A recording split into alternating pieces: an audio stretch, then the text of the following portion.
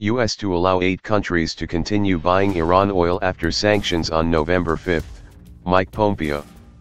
Washington, the U.S. has agreed to temporarily allow 8 countries to continue buying Iranian oil after it reimposes crippling sanctions on Tehran on November 5, Secretary of State Mike Pompeo said on Friday, citing significant reductions in imports of oil from the Persian Gulf nation. India is one of the countries expected to get the exemptions. But senior administration officials refused to spell out the names on Friday. The list of these exemptions would be announced on Monday, Pompeo told reporters during a conference call on Iranian sanctions, with U.S. Treasury Secretary Stephen Mnuchin. While the U.S. had previously wanted countries including India to completely halt oil purchases from Iran by November 4 when its full sanctions against Tehran come into force, it seems to have relented considering the havoc the move to completely take out Iranian supplies from the market would have had on prices.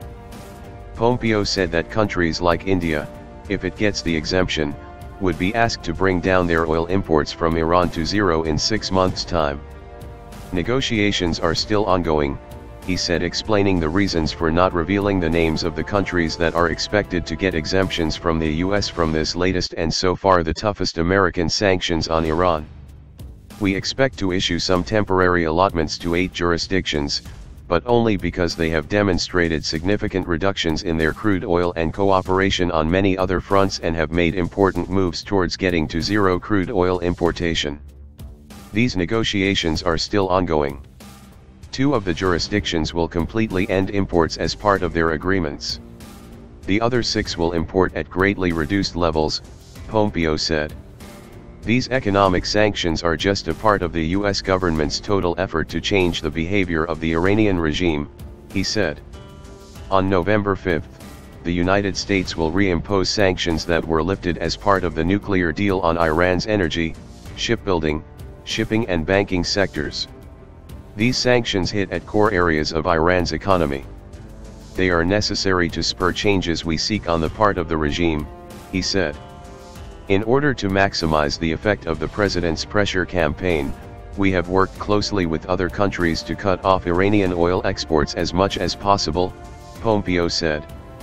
The expected list of exemptions to 8 jurisdictions, that 2 temporary, is far less than the 20 countries, including India, which were exempted from Iranian sanctions during the previous Obama administration, he said.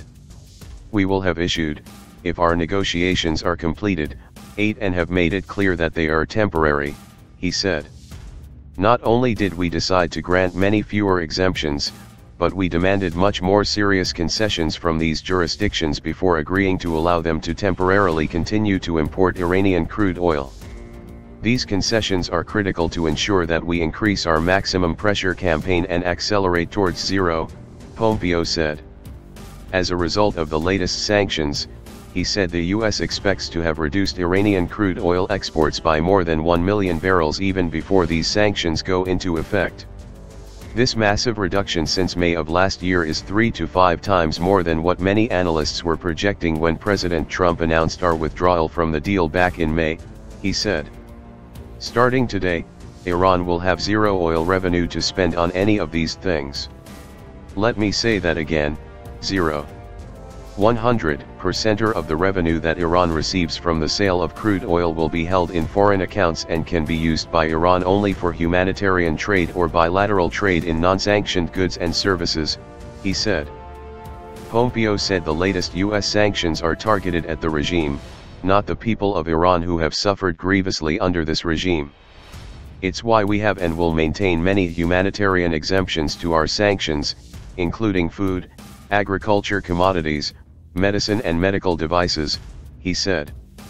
India, which is the second biggest purchaser of Iranian oil after China, is willing to restrict its monthly purchase to 1.25 million tons or 15 million tons in a year, 300,000 barrels per day, down from 22.6 million tons, 452,000 barrels per day, bought in 2017-18 financial year, sources in New Delhi said.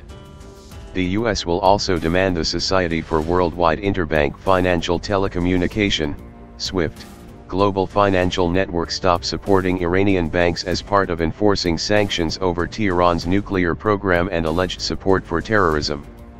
In May, President Donald Trump pulled the U.S. out of the 2015 landmark Joint Comprehensive Plan of Action, JCPOA, terming it as disastrous. Under the Obama-era deal, involving 5 permanent members of the UN Security Council and Germany, Iran agreed to stop its nuclear program in exchange for relief from economic sanctions. After the withdrawal of the U.S. from the deal, Trump signed fresh sanctions against Iran and warned countries against any cooperation with Tehran over its controversial nuclear weapons program. Iran has dismissed these charges and maintains that its nuclear program is for peaceful purposes.